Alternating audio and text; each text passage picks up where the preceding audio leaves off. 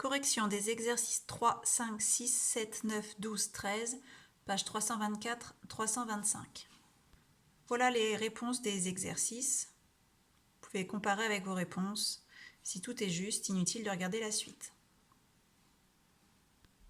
On commence avec l'exercice numéro 3. Donc on vous dit que x est une variable aléatoire dont on vous donne la loi de probabilité sous forme d'un tableau. Donc déjà on peut voir que notre variable aléatoire grand X prend 5 valeurs différentes qui sont moins 2, 3, 4, 7 et 10 et en dessous les probabilités correspondantes à chacune de ces valeurs. Donc il est question déjà de calculer la probabilité que grand X soit inférieur ou égal à 7. Donc cette probabilité grand X inférieure ou égale à 7, ça veut dire on cherche quelle est la probabilité que notre variable aléatoire prenne une valeur inférieure ou égale à 7. Donc c'est-à-dire qu'elle prenne soit la valeur moins 2, soit la valeur 3, soit la valeur 4, soit la valeur 7. Donc il me suffit d'additionner les probabilités de ces 4 valeurs.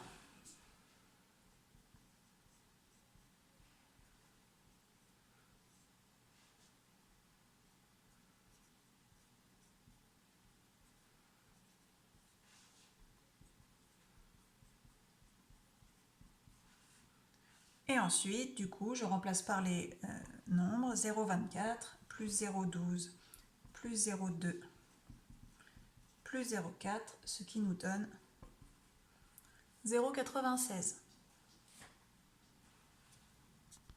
On procède de même pour la deuxième partie, probabilité que grand X soit strictement inférieur à 5. Donc cette fois-ci, on a seulement 3 valeurs qui sont inférieures à 5. Donc c'est probabilité que X soit égal à moins 2, plus probabilité que X soit égal à 3, plus probabilité que X soit égal à 4, donc 0,24, plus 0,12, plus 0,2, ce qui fait 0,56. Passons à l'exercice numéro 5. Donc dans cet exercice, on vous donne 5 tableaux et on vous demande parmi ces 5 tableaux lesquels peuvent représenter la loi de probabilité d'une variable aléatoire grand X. Donc déjà, il faut savoir qu'une probabilité, quelle qu'elle soit, est forcément un nombre compris entre 0 et 1. Donc toutes les probabilités qui sont indiquées doivent être comprises entre 0 et 1. D'autre part, pour que le tableau soit bien une loi de probabilité, il faut que la somme de toutes les probabilités soit égale à 1. Donc, pour le tableau 1, on remarque de suite qu'on a une des probabilités qui est égale à 1,2. C'est impossible, ce n'est pas un nombre compris entre 0 et 1. Donc du coup, le tableau 1 ne peut pas représenter une loi de probabilité. Pour le tableau 2, on n'a pas le même problème du tout. Chaque probabilité est inférieure à 1. Il faut juste vérifier que la somme des 4 est bien égale à 1. Donc on fait le calcul. 0,32 plus 0,23 plus 0,22 plus 0,23. Donc on vérifie.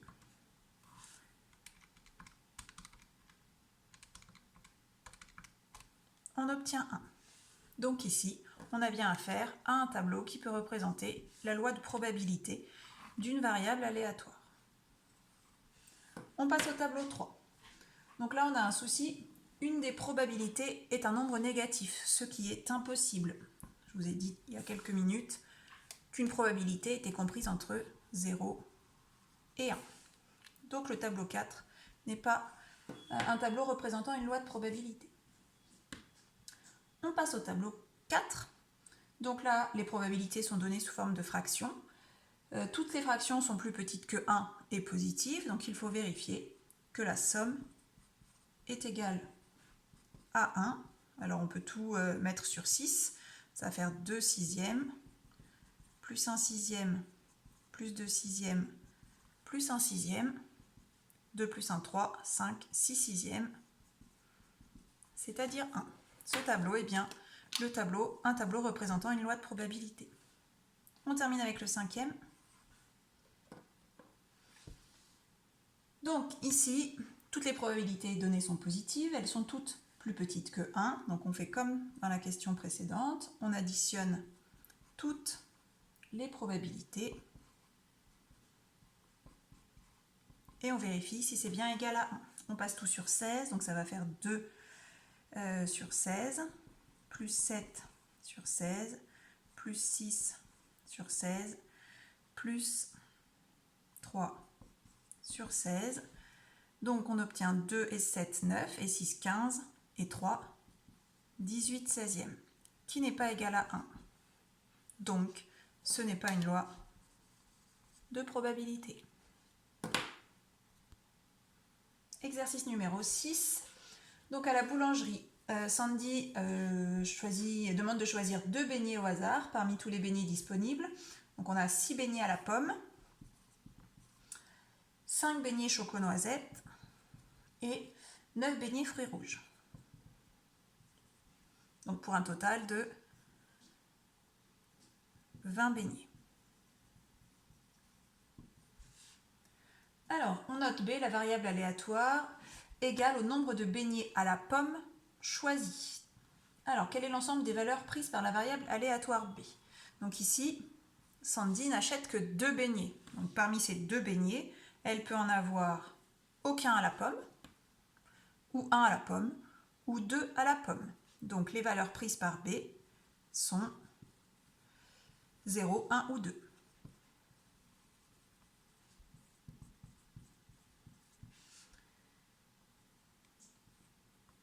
Question suivante, on nous demande de calculer la probabilité que B soit égale à 2. Donc ici, pour cette question et les suivantes, on peut s'aider d'un arbre pondéré. Ce n'est pas indispensable pour la question 2, mais ça s'avère plus pratique pour la suite. Donc je vais faire un arbre pondéré comme si j'avais une expérience à 2 épreuves. La première épreuve étant le choix du premier beignet et la deuxième épreuve le choix du deuxième beignet. Donc, pour le choix du premier beignet, j'ai 3 issues différentes possibles. C'est un beignet à la pomme, c'est un beignet choco-noisette ou c'est un beignet fruits rouges. Pour chacune de ces éventualités, de ces issues, je vais indiquer la probabilité. Donc, le premier beignet que je choisis, il y a encore 6 beignets à la pomme sur 20 beignets en tout. Donc, une probabilité de 6 vingtièmes qu'on pourrait écrire 3 dixièmes. D'ailleurs on va le faire, on va mettre 0,3. Bon, je vais laisser 6 vingtièmes, parce que dans le corrigé que vous avez vu au début, tout était en fraction. Choco-noisette, c'était 5 vingtièmes, et fruits rouges, 9 vingtièmes. On passe au deuxième étage de l'arbre. On a toujours les mêmes choix. Mais attention, les probabilités ici vont être différentes parce qu'une fois qu'on a choisi le premier beignet, déjà on n'a plus 20 beignets, on n'en a plus que 19. Donc toutes nos probabilités vont être sur 19. Et ensuite, en fonction du premier beignet choisi, on va avoir un nombre de beignets à la pomme, au chocolat et aux fruits rouges différents. Donc on fait bien attention ici. Je suis dans le cas où mon premier beignet est à la pomme. Donc il me reste 5 beignets à la pomme et 19 beignets en tout. Pour cette situation-là, les beignets au chocolat sont toujours au nombre de 5 sur 19 beignets. Et les beignets fruits rouges, il y en a toujours 9 sur 19. On change de partie sur l'arbre. Ici, on est dans le cas où le premier beignet est un beignet au chocolat. Donc on a toujours 6 beignets à la pomme sur 19 beignets. Par contre, on n'a plus que 4 beignets sur 19 au chocolat et 9 beignets sur 19 aux fruits rouges. Pour le dernier étage du tableau, le premier beignet est un beignet fruits rouges, donc on a 6 beignets à la pomme sur 19 beignets, 5 beignets au chocolat sur 19 beignets, mais plus que 8 beignets sur 19 aux fruits rouges. Voilà pour l'arbre. Donc, au bout de chaque branche de mon arbre, je vais indiquer la valeur de la variable aléatoire qu'on appelle ici grand B. C'est le nombre de beignets à la pomme. Donc ici, on a 2 beignets à la pomme. Ici, un seul, ici, un seul, ici, un seul également, puis là, aucun et aucun, ici, un seul, et pour les deux dernières lignes, aucun, puisque là, on a fruits rouges, chocolat, fruits rouges, pomme, ça fait bien 1 ici, 0 ici, 0 ici. Donc à partir de ce tableau, je vais pouvoir dresser, même si ce n'est pas réellement demandé comme ça, le tableau de la loi de probabilité de ma variable aléatoire grand B. Alors, traçons ce tableau. Donc les valeurs prises par la variable aléatoire grand B s'appellent B, I, et les probabilités correspondantes PI. Donc on a dit on a 3 valeurs différentes possibles pour la variable aléatoire grand B, 0, 1 et 2, ce qui est confirmé parce qu'on a écrit en vert ici. Alors, je vais commencer par calculer le plus facile, cette probabilité-là, qui n'arrive que dans le cas où les deux beignets sont à la pomme. Pour calculer la probabilité que ce chemin-là se produise, je vous rappelle qu'il faut multiplier les probabilités rencontrées sur les branches, c'est-à-dire 6 vingtièmes fois 5 19e. Alors, si je fais 6 vingtièmes fois 5 19e, j'obtiens 3 sur 38. Alors, je vais l'écrire ici. La probabilité que grand B soit égal à 2 est égale à 6 vingtièmes fois 5 19e, ce qui nous donne 3 38e. Donc ça, c'est la réponse à la question 2. Pour la question 3, on me demande la probabilité que B soit égal à 1. Alors ici, ça va être un petit peu plus long, donc je ne vais pas tout écrire. Je vais faire les calculs au fur et à mesure. Donc la probabilité que B soit égal à 1, ça correspond à ce chemin, celui-ci, celui-ci ou celui-ci. Donc je vais devoir additionner les probabilités de chaque chemin. Et pour chaque chemin, je multiplie les probabilités rencontrées sur les branches.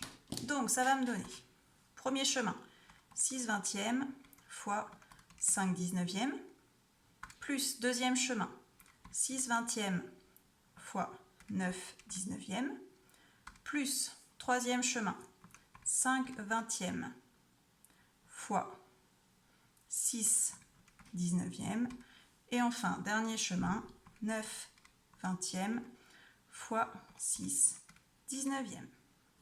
On obtient 42 sur 95, qui est la probabilité qui va ici.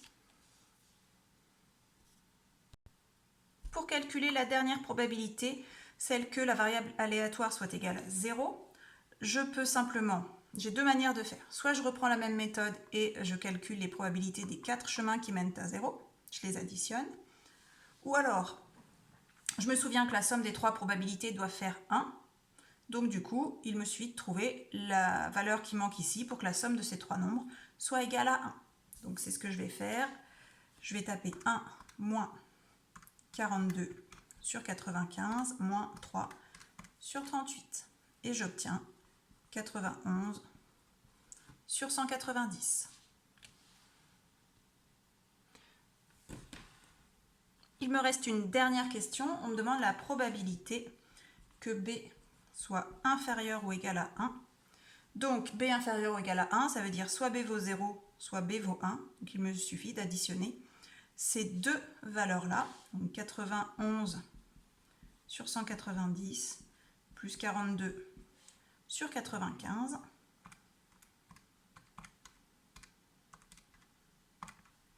Et j'obtiens